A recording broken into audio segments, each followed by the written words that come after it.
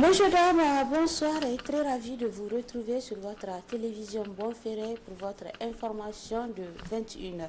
Le Conseil des ministres du 3 novembre dernier a adopté le projet de décret modifiant et complétant celui du 2 août 2007 instituant le volontariat national pour le développement au Niger et un autre modifiant et complétant celui du 3 octobre 1996 sur l'organisation et le fonctionnement du service civique national.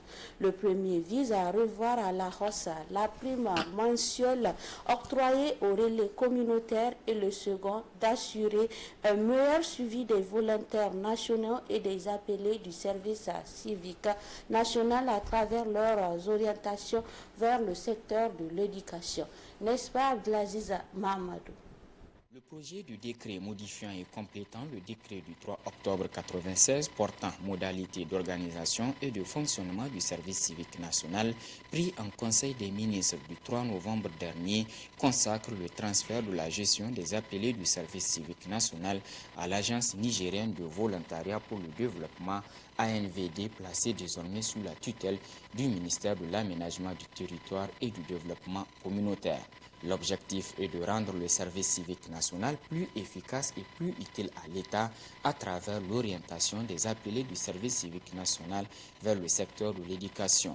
Elle permettra, via le mécanisme de suivi-évaluation de l'ANVD, d'assurer un meilleur suivi des volontaires nationaux et des appelés du service civique national. L'inquiétude ici est sur quelle base cette orientation se fera-t-elle, les moyens qui seront mis à la disposition du ministère concerné pour l'atteinte des objectifs assignés, car aux yeux des acteurs de l'éducation, le revenu mensuel actuel accordé aux appelés du service civique national mérite d'être revu à la hausse afin que ces derniers puissent véritablement jouer leur partition. Le vœu est général pour le secteur de l'éducation où les acteurs ne cessent de réclamer l'amélioration de leurs conditions de vie et de travail auprès du gouvernement. Bien avant cette disposition, le Conseil a aussi adopté le projet de décret modifiant et complétant celui du 2 août 2007 instituant le volontariat national pour le développement au Niger. Il vise à prendre en compte dans l'éventail du volontariat pour le développement d'autres formes de volontariat qui sont le volontariat de compétences et le volontariat communautaire.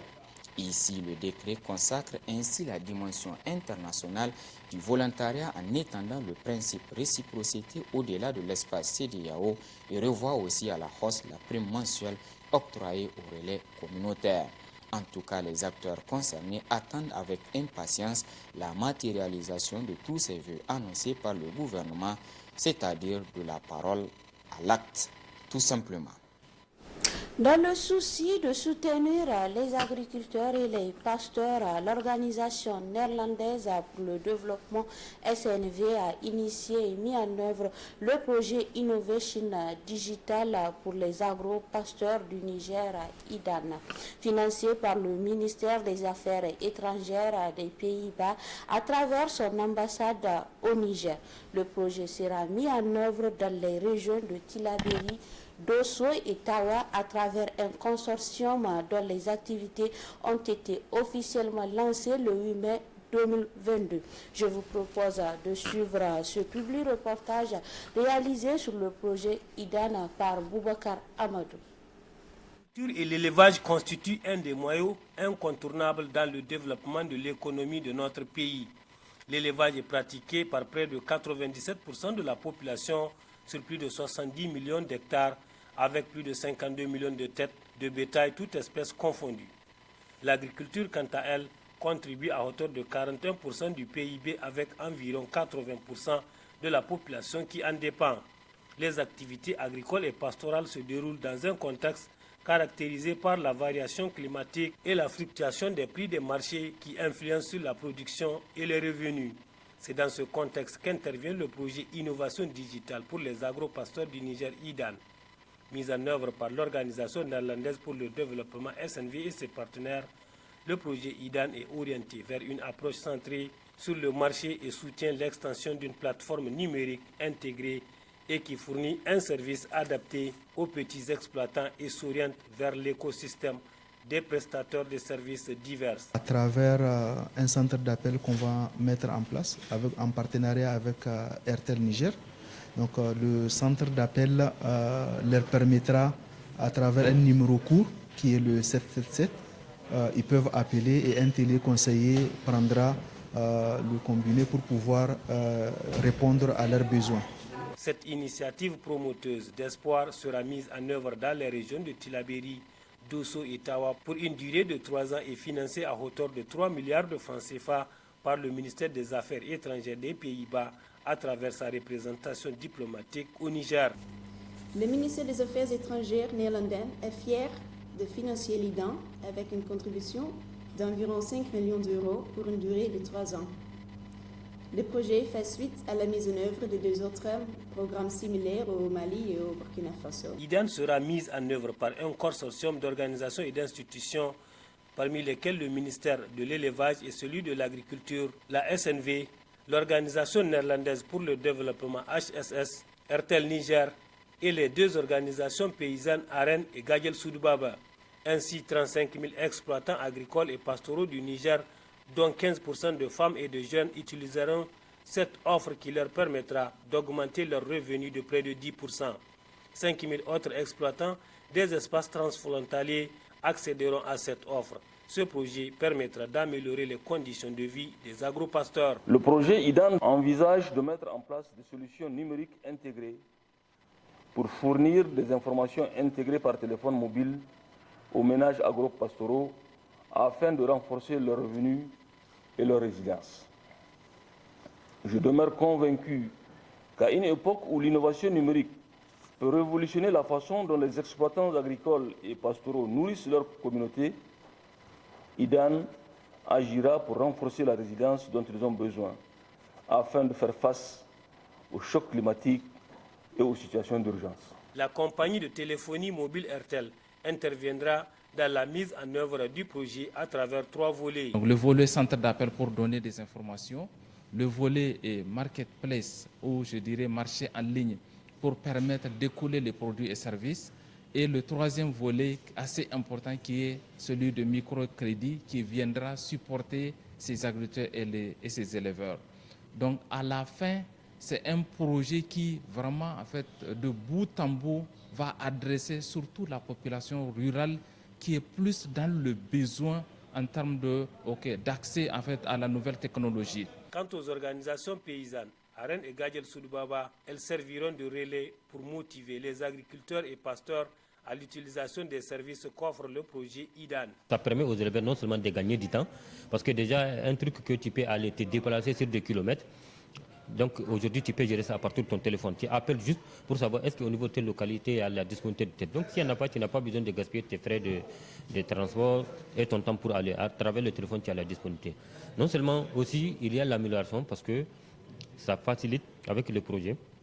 Donc l'accès aux intrants de première nécessité, c'est-à-dire le son, le service vétérinaire, il y a des informations, voilà un service vétérinaire de proximité tu pars, voilà un marché et tu as déjà l'information sur le prix. L'objectif général du projet Innovation digitale pour les agropasteurs du Niger IDAN est d'accroître la résilience et la sécurité alimentaire des ménages agricoles et pastoraux par la génération de bénéfices économiques et sociaux liés à l'utilisation d'une offre de solutions numériques intégrées dans un service innovant.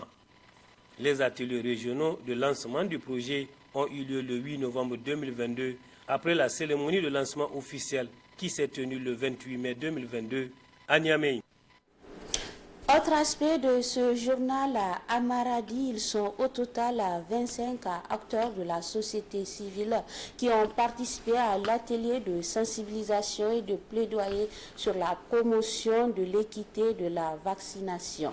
La journée d'échange est organisée par le regroupement des ONG et associations du secteur de la santé au Niger, qui regroupe à son sein environ 200 associations membres avec qui le ROSAN mène ses activités depuis plus de 20 ans. Abdelaziz Mahamadou sous les images de Ibrahim Amadou du bureau reportage à Bonferré, Maradi. Le regroupement des ONG et associations du secteur de la santé au Niger, ROASEN, a réuni les organisations de la société civile pour cet atelier de sensibilisation et de plaidoyer sur la promotion de l'équité de la vaccination. Au total, 25 acteurs participent à cet atelier. Le but, c'est de les sensibiliser, comme je l'ai dit. Ils sont des partenaires. Les OSC, comme vous le savez, sont très proches de la population. Et tout ce que nous avons à faire, tout ce qu'on va faire, eh bien, il faut les approcher parce que les OSC sont dans la population, l'émanation de la population. Et quand il s'agit de sensibiliser et d'informer, il faut s'adresser aux OSC. C'est le but de la rencontre de ce matin. Nous allons leur parler du ROASEN en profondeur, de l'OAFRES, et nous allons leur parler de la promotion de l'équité de la vaccination et enfin la recherche des perdus de vue, c'est-à-dire les femmes enceintes, les zéro doses, les non vaccinés. Il faut les rattraper pour la vaccination. Depuis plus de 20 ans, le ROASEN est sur le terrain avec environ 200 organisations de la société civile membres. Les responsables se réjouissent. D'abord, les OSC ont répondu massivement à l'appel. C'est un grand merci et je sais qu'ils ne sont pas venus par hasard. Donc, ils nous accordent un intérêt tout particulier, c'est-à-dire dans toutes les causeries, à l'occasion de tous les événements familiaux, à l'occasion de toute rencontre, tout déplacement, ils vont parler de cette vaccination. Et la vaccination à Maradi, ça commence à s'améliorer. Parmi les 33 districts sanitaires du Niger, il y a 6 qui sont concernés. Tessawa, Maradiville, Madaroufa, Dakoro, Bermo, Rouge. Mais ça va de plus en plus mieux maintenant avec les OSC qui font la recherche des perdus de vue. Au terme de cette journée de sensibilisation, les participants sont invités à partager les enseignements reçus afin de contribuer auprès du ROASEN à sensibiliser davantage la population sur l'importance des vaccinations. Cérémonie de remise d'attestation de fin de formation ce matin au centre Amir Sultan de Niamey. L'initiative émane de la Makaranta Nour Quran. Au total, ils sont environ 34 élèves récipiendaires qui ont reçu leur attestation de fin de formation, des mains des responsables de la Makaranta et autres invités de marque présents à la dite cérémonie. L'espace Suleiman Ousmane et Omar Boukari. La salle de réunion du centre Amir Sultan de Niamey est pleine de monde. Ils sont venus assister à la cérémonie de remise d'attestation aux élèves ayant mémorisé le Coran ainsi que d'honorer le Saint-Coran. Ils sont au total 34 enfants de la Makaranta Nour al-Quran qui ont reçu leur attestation de mérite. Nour al-Quran, c'est un complément de l'éducation des enfants dans notre pays. C'est une Makaranta qui est spécialisée dans la prise en charge des enfants scolarisés pour leur inculquer la culture islamique et au-delà pour les aider à mémoriser le Coran dans différentes versions de récitation. Donc Nour al-Quran, en quelque sorte, c'est un autre outil que, masha'Allah, des oulémas, ou des enseignants en matière d'éducation islamique ont bien voulu mettre en place pour accompagner les parents à mieux éduquer les enfants dans notre société. La marraine de la cérémonie, dans son intervention, a beaucoup insisté sur l'importance de l'éducation des enfants en islam. Élever un enfant est une chose et l'éduquer en est une autre. La jeunesse aujourd'hui qui croit évoluer au rythme de la société occidentale a perdu ses repères en s'illustrant beaucoup plus par les actes de déploration de mœurs, de dépravation de mœurs, tels que la tricherie, le banditisme, la criminalité, la drogue, etc. Au nom des bénéficiaires, l'une des lauréates a livré un message de veille de conscience à l'endroit des autorités de l'éducation nationale. Mon cri de cœur de ces jours est le suivant. Comment vous faire comprendre que je mets ça en insécurité totale? Quand on est enfant, on n'apprend pas que du bien. Comment vous dire que j'ai besoin d'être protégé des fléaux qui gangrènent notre société? L'abandon de l'école par certains de nos camarades à bas âge, l'admission des stupéfiants dans les écoles, des actes impudiques entre élèves, des violences en milieu scolaire, la baisse des niveaux généralisés. Depuis sa création il y a 3 ans de cela, à la Makranta Nour el-Coran, plusieurs enfants ont été formés et encadrés et mémorisé le Saint-Coran entier. Au cours de cette cérémonie, l'assistance a eu droit à une présentation sur les causes et conséquences de la dépravation des mœurs, ainsi que sur la performance de ses élèves en fin de formation. Et enfin, une semaine après le coup d'envoi de la Coupe du monde de football Qatar 2022, on assiste à un long temps de rallonge en fin de rencontre. Ces longues minutes de temps additionnel traduisent plutôt une volonté de la FIFA, selon le président de la commission des arbitres de l'instance, de jouer à fond les 90 minutes de jeu. Des explications techniques relayées par le président de la commission centrale des arbitres de la FENIFOOT. N'est-ce pas Abdelaziz Mahamadou et Abdoulaye Seydou? Depuis le début de la Coupe du Monde Qatar 2022, en moyenne, les matchs sont rallongés de près de 15 minutes. Au total, il y a eu 10 minutes d'arrêt de jeu lors de Qatar-Équateur et Sénégal-Pays-Bas, 13 minutes pendant États-Unis-Pays de Galles et 24 minutes pour Angleterre-Iran. Le président de la commission centrale des arbitres de la Fédération nigérienne de football explique. Quand vous prenez la loi 7, qui est la durée d'un match, au niveau de son point 3, il y a ce qu'on appelle les arrêts de jeu. Déjà en 2018, lors de sa communication, le président de la commission des arbitres de la FIFA, M. Colina, avait fait une communication pour expliquer aux différentes délégations qu'ils ne soient pas surpris et de voir le temps additionnel dépasser la normale. Malheureusement, à cette Coupe du Monde, on n'a pas eu de temps parce qu'en ce moment, on n'a pas exactement quantifié le nombre de perdus de matchs. Et donc, la FIFA a décidé cette année, avec la Coupe du Monde de cette année, de décompter réellement les temps perdus. Ainsi, les temps de remplacement, de pénalty, de célébration après les buts, de soins médicaux ou bien sûr de VAR vont être compensés, précise Ibrahim Atama. On s'est rendu compte que on fixe un match à 90 minutes, mais en réalité, en décomptant, on se rend compte que les matchs se jouent entre 70 et 75 minutes de jeu. Or, donc, il y a quand même une entorse à la réglementation qui fixe la durée d'un match à 90 minutes. Il y a ce qu'on appelle la perte de temps du fait du jeu, donc qui n'est pas lié aux actes posés par les acteurs. Et en deuxième position, vous avez les pertes de temps du fait des joueurs. Quand vous avez un but, généralement, il y a les célébrations de buts qui vous prend 1 minute à 1:30. Quand vous avez 3 buts en mi-temps sur un match, ça vous fait plus de 3 minutes. Si la VAR devait intervenir, généralement, ça, on peut le décompter. C'est 2 minutes quelquefois, 3 minutes, 4 minutes. Si vous avez des blessés longs sur le terrain, il faut le décompter aussi. Avec 117 minutes et 16 secondes jouées, la rencontre entre l'Angleterre et l'Iran est devenue la plus longue hors prolongation en Coupe du Monde depuis 1966.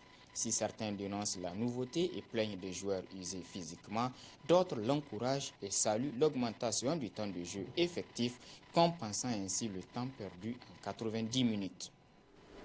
Voilà, c'est sur ce récit de Abdelaziz Mahamadou et Emara Boukari que se reforme votre édition d'information sur la télévision Bonferré. Merci pour votre fidélité. Le programme continue toujours sur la télévision. Merci et au revoir.